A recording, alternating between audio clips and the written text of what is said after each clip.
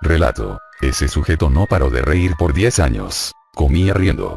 Cagaba riendo. Hasta dormía, aunque intermitentemente, despertando más o menos cada hora para reír.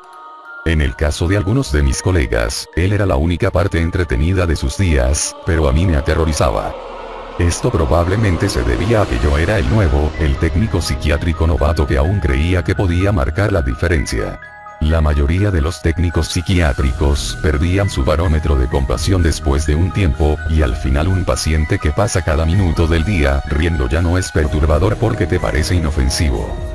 También me aterraba porque, por alguna razón inexplicable, había algo que me parecía familiar de él. Hasta este día, mi familia aún no entiende exactamente de qué trata mi rol como técnico psiquiátrico. Es simple, evitar que los locos maten a otros o a sí mismo. ¿Pero qué es lo que hacía todo el día? Pues, a veces me sentaba en una silla observando a algunos desquiciados pasar recostados en la cama de una habitación pequeña, y si se agitaban, le pondría seguro a la puerta. A veces, dirigía la obra artística y pintábamos o trabajábamos con papel maché. A veces, colocaba un video de yoga para la hora de ejercicio, y a veces inmovilizaba a psicóticos maniáticos para que mis colegas pudieran colocarles las sacaduras y que la enfermera pudiera inyectar los 2 miligramos de lorazepam. Nunca me acostumbré a ello, pero me seguía importando, y por esa razón que solo duré un año. El hombre riente me sacó a risas de ese pabellón de casos agudos.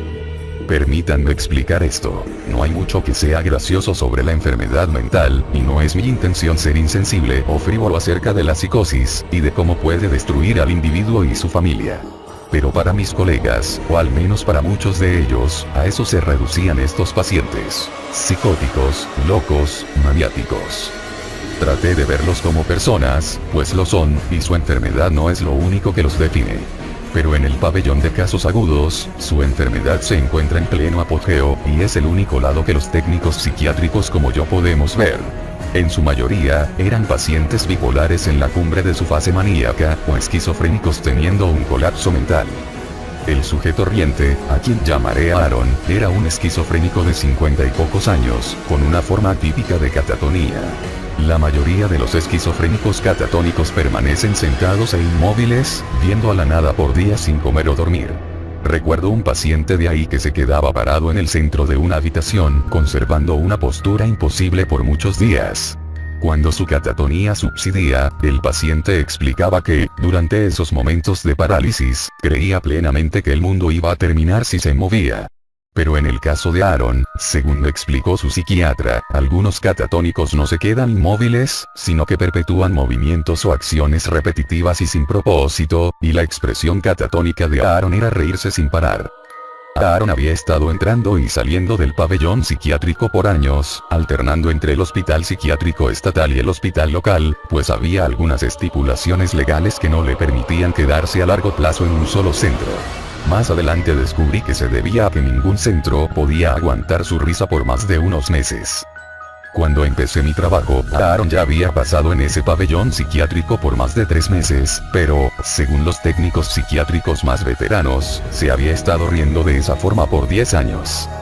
Como mencioné, a la mayoría de los técnicos psiquiátricos les parecía entretenido, y más de una vez vi a uno de los técnicos poniendo su brazo alrededor de Aaron, riéndose con él, burlándose de la manera en que su risa aguda, casi chirriante, ahogaba nerviosamente cualquier otra conversación en la habitación. Pero Aaron no les hacía caso cuando hacían eso.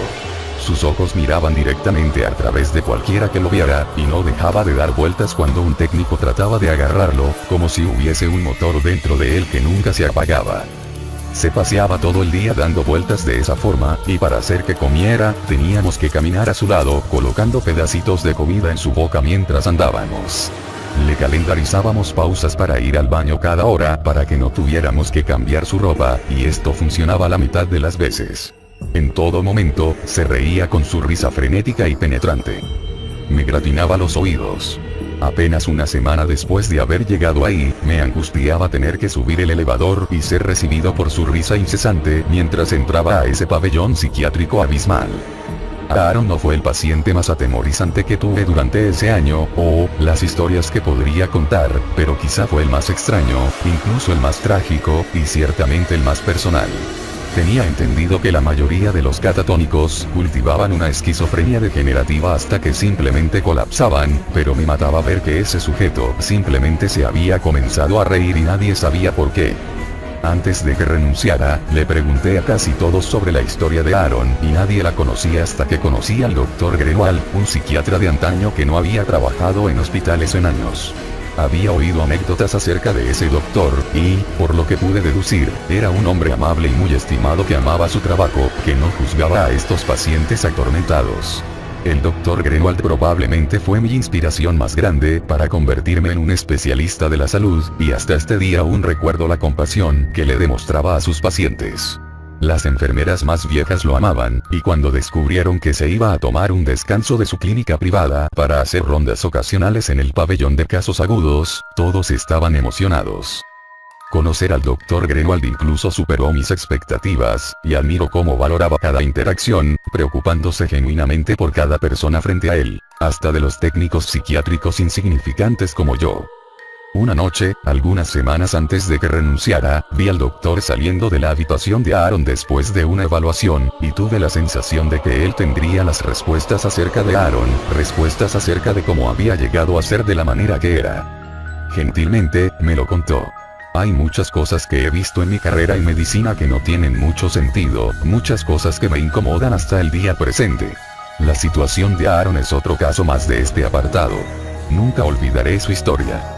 La primera vez que el Dr. Greenwald conoció a Aaron en el hospital, reconoció unas cuantas cosas. Aaron era un sujeto afable y cariñoso, el cual, como era de esperar, amaba reír y hacer reír a los demás. El doctor recordaba cómo Aaron cautivaba a las audiencias, contando las historias más hilarantes que inducían un tumulto de risas en la habitación entera.